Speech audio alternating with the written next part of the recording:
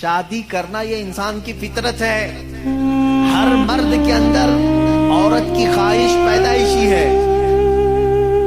یعنی اللہ تعالیٰ نے اس کے جسم میں یہ رکھا ہے کہ عورت سے وہ قرار حاصل کرے، تسکین حاصل کرے.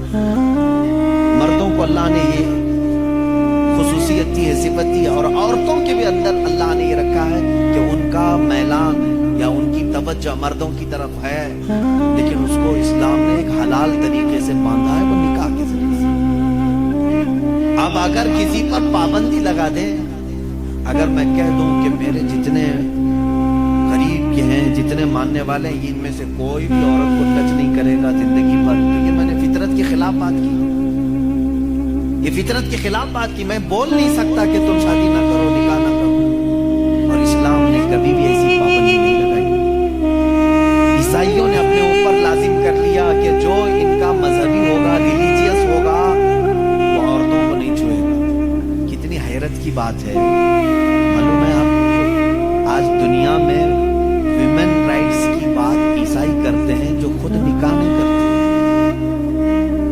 جو پادری نکاح نہیں کرتا، کبھی عورت کو اپنے ساتھ نہیں رکھتا، وہ وومن رائٹس کی بات کرتا ہے. حیرت نہیں ہوتی؟ کچھ نن ایسی ہیں جن کو زندگی بھر کے لیے پابندی لگا دی گئی کہ اب تم کسی مرد کی بیوی بن نہیں سکتی. سنیاس لے لیا اس نے، وہ کبھی یہ راستے پر آ نہیں سکتی. یہ فطرت کے خلاف ہے اور ہم نے اس کے انجام دیکھے ہیں، بلکہ اخباروں نے آپ سب کو بتایا بھی ہوگا. حقیقت ہے کہ جب فطرت کے خلاف کوئی بات کی جاتی ہے تو وہ چند دن تک تو چل سکتا ہے، لیکن پھر کہیں غائبانہ طور پر لاوا پھوٹ ہی جاتا ہے. اور اس کا انجام دیکھا ہے کہ کئی چرچ ایسے نکلے جہاں پر راہبوں نے نن اور دوسرے آنے والے بھکتوں کو ہی نہیں بخشا. یہ حالات ہوئے ہیں. اس کی وجہ یہ ہے کہ فطرت کے خلاف یہاں پر حکم دیا، یا انہوں نے خود اپنے آپ کو اس طرح کا کیا. اسی طرح سے بعض دوسرے مذاہب میں بھی سنیاس لینے کے جو طریقے بتائے گئے ہیں، اسلام اس کا قائل نہیں ہے. اسلام معاشرتی مذہب ہے، سب کے ساتھ رہ کر کے جینے والا مذہب ہے. اگر دنیا کو ترک کرنے کا مطلب یہ ہوتا کہ انسانوں میں نہ رہا جائے تو کبھی رسول کریم صلی اللہ علیہ وسلم مدینے جیسے شہر میں رہتے ہی نہیں، جنگل میں جا کر کے رہتے ہیں، کنارہ کشی اختیار کر لیتے. لیکن اسلام معاشرتی مذہب ہے، یعنی لوگوں کے درمیان رہنے کا مذہب ہے، دین ہے. ہم سنیاس نہیں لیتے. ایک صحابی، 3 صحابہ حضور صلی اللہ تعالی علیہ وسلم کے حجرے کے باہر کھڑے ہو کر کے یہ باتیں کر رہے تھے. حضور صلی اللہ علیہ وسلم رات کو عبادت کے لیے کھڑے ہوتے تو آدھی رات گزر جاتی تھی. تو تینوں نے دیکھ کر کے کہا یہ تو بخشے ہوئے ہیں، یہ معصوم ہیں، ان سے کوئی خطا نہیں ہوئی، اس کے بعد اتنی عبادتیں ہیں ان کی، ہم جیسوں کو تو کیا کرنا چاہیے، بڑی عبادت کرنی چاہیے. جب رسول اتنی عبادت کر رہے ہیں تو ان تینوں صحابہ میں سے تینوں نے کیا کیا جانتے ہیں؟ ایک نے یہ اس دن وعدہ کر لیا، آج کے بعد سے میں کبھی کسی عورت کے پاس جاؤں گا ہی نہیں، زندگی بھر کے لیے عورت کے قریب نہیں جاؤں گا. دوسرے صحابی نے کہا آج کے بعد سے میں کبھی رات کو سوؤں گا ہی نہیں، پوری رات کھڑا رہوں گا. تیسرے صحابی نے کہا آج کے بعد سے میں کبھی کھاؤں گا ہی نہیں، دن میں بھی اور رات میں بھی روزہ رکھوں گا. رسول کریم صلی اللہ تعالی علیہ وسلم اندر سے سن رہے تھے، باہر تشریف لائے، اور میرے آقا صلی اللہ تعالی علیہ وسلم نے پوچھا تم میں سے کون کون ہے جو یہ باتیں کر رہا تھا؟ وہ صحابہ نے کہا کہ یا رسول اللہ صلی اللہ علیہ وسلم، ہم نے آپ کی عبادتوں کو دیکھ کر کے یہ کہا، جب آپ سید الانبیاء ہیں، معصوم ہیں، آپ اتنی عبادت کرتے ہیں تو پھر ہماری عبادت کا حال کیا ہونا چاہیے؟ ہمیں بہت زیادہ عبادت کرنے کی ضرورت ہے، اس لیے ہم نے ایسے ایسے عہد کیے. میں نے کہا ہے کہ آج سے میں عورتوں کو چھوؤں گا نہیں، کبھی کسی کے قریب نہیں جاؤں گا، نکاح کر کے بھی نہیں جاؤں گا.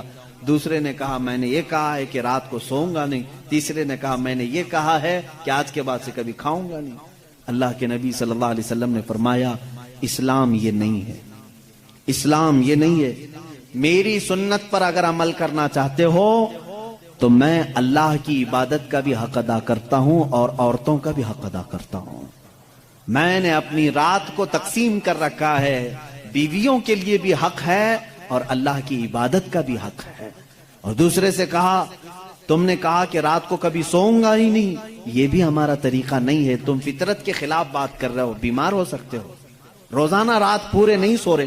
اب یہاں اس پر میں رک کر کے کہوں گا، حضور صلی اللہ علیہ وسلم نے اس صحابی کو منع کیا جو یہ کہہ رہے تھے میں رات بھر عبادت کروں گا. حضور نے فرمایا میری سنت یہ ہے کہ میں تھوڑی رات آرام کرتا ہوں اور تھوڑی رات اپنے رب کی عبادت بھی کرتا ہوں. تمہارے جسم کا بھی تم پر حق ہے، اس کو بھی آرام دو. اور پھر تیسرے صحابی سے کہا میری سنت یہ ہے کہ میں افطاری بھی کرتا ہوں اور سحری بھی کرتا ہوں اور روزہ بھی رکھتا ہوں. ایسا نہیں کہ پورا پابندی کر لیا، جبکہ وہ رسول جن کو اللہ تعالیٰ جنت سے کھلاتا پلاتا ہے، اس کے باوجود میرے آقا صلی اللہ علیہ وسلم فرماتے ہیں کہ کنٹینیو روزہ رکھنا نہیں چاہیے، کہ تمہارے جسم کا تم پر حق ہے، کمزوری آ جائے گی. حضور نے منع فرمایا میں ایک دن روزہ رکھتا ہوں ایک دن نہیں رکھتا، یا میں افطار کرتا ہوں شام کے وقت اور دن میں روزہ رکھتا ہوں. اس کا مطلب یہ ہے میرے عزیزو، اس پوری حدیث کا خلاصہ یہ ہے اللہ کے نبی صلی اللہ تعالی علیہ وسلم نے جو حکم دیے، اسلام کا خلاصہ یہ ہے کہ اس میں کہیں پر بھی افراط و تفریط نہیں، یعنی بہت تنگی والے حکم بھی نہیں اور بہت ڈھیل بھی نہیں. اسلام درمیانی راستہ ہے، درمیانی راستہ ہے. اب یہاں ان لوگوں کو سوچنا چاہیے حضور نے جس صحابی کو رات بھر عبادت کرنے کے لیے منع کیا، یہاں رات بھر گیم کھیلنے والے لوگ موجود ہیں، پوری رات بھر عیاشی کرنے والے موجود ہیں. ان کو تو رات بھر کھڑے ہو کر کے عبادت کرنے کو میرے آقا نے منع کیا تھا. آرام کرو تھوڑی دیر، اپنے جسم کو راحت پہنچاؤ. اس طرح سے اسلام کی یہ خصوصیات ہے کہ اسلام انسان کی فطرت کے عین مطابق ہے، اسلام کی فطرت کے مطابق ہے. اسی لیے قرآن کہتا ہے لا یکلف اللہ نفسا الا وسعها.